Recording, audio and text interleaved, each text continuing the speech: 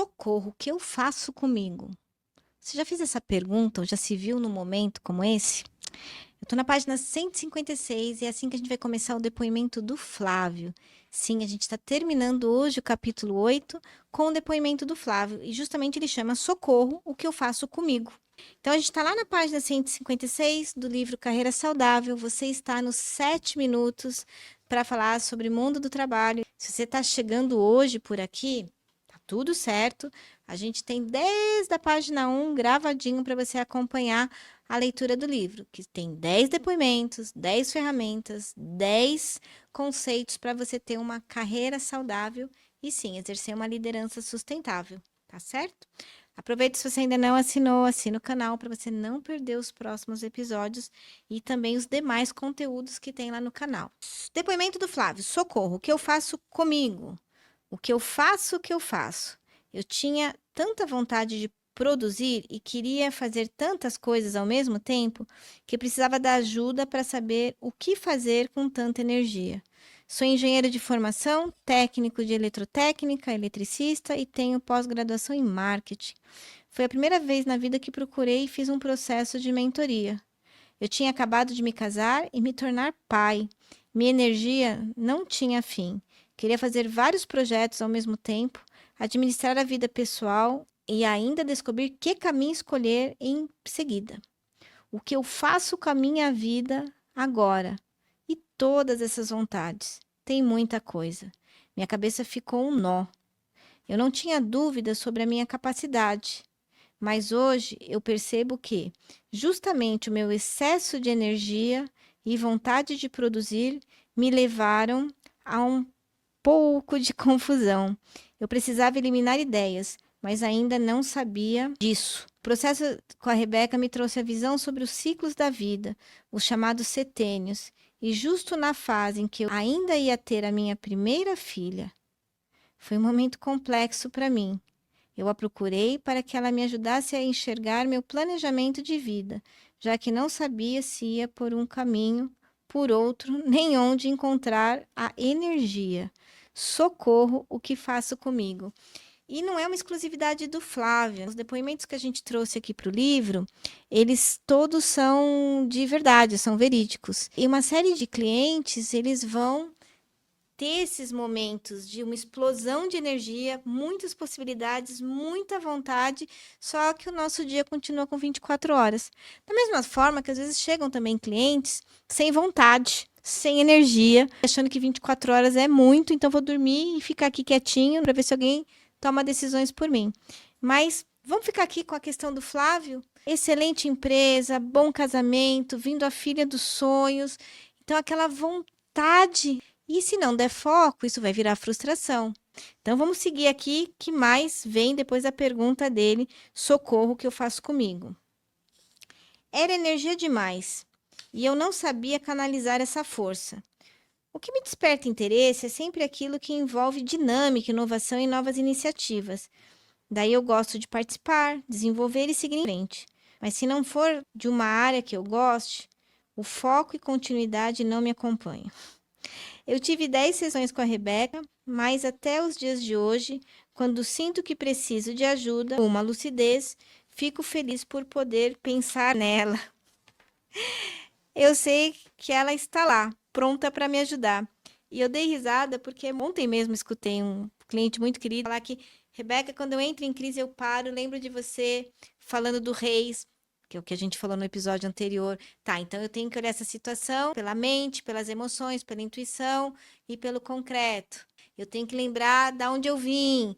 Então, todas essas ferramentas que estão no livro, elas não atuam só no momento, elas vão te trazer âncoras para você em momentos como esse.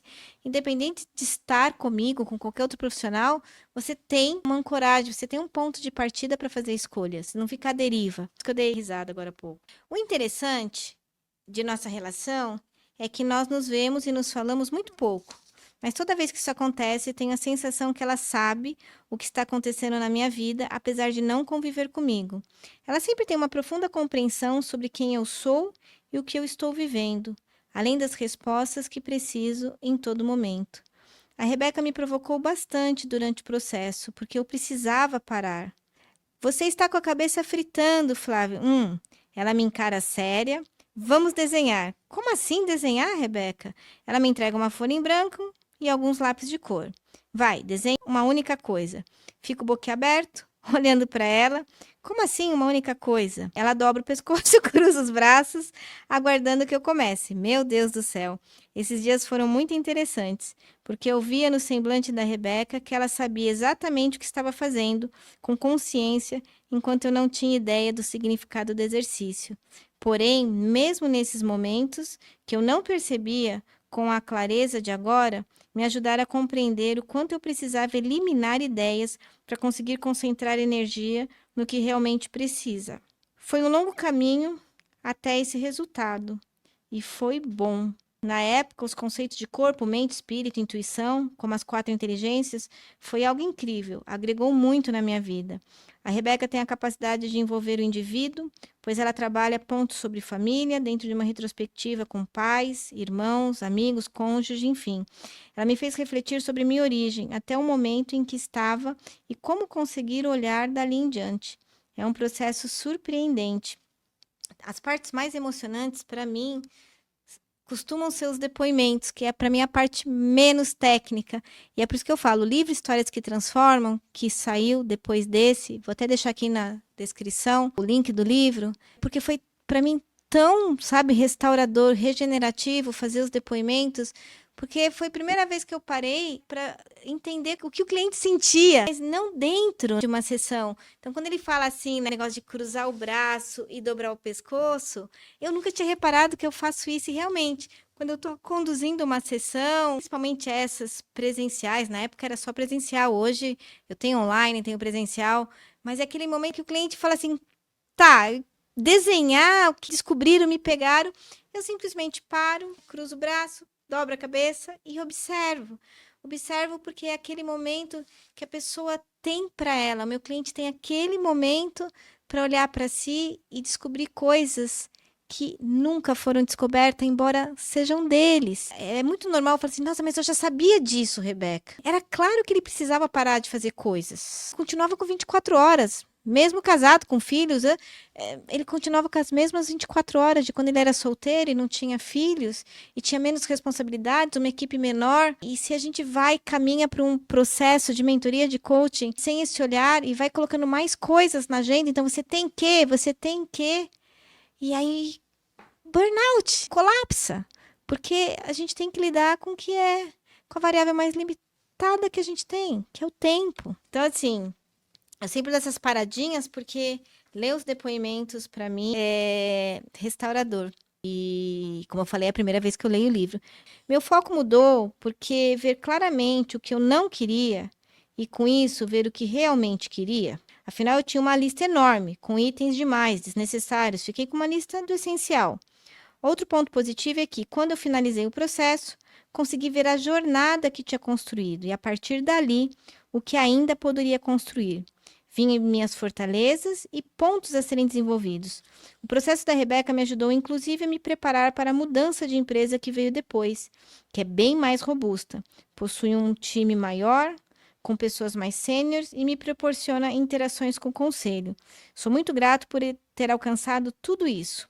Hoje estou bem mais feliz e tranquilo.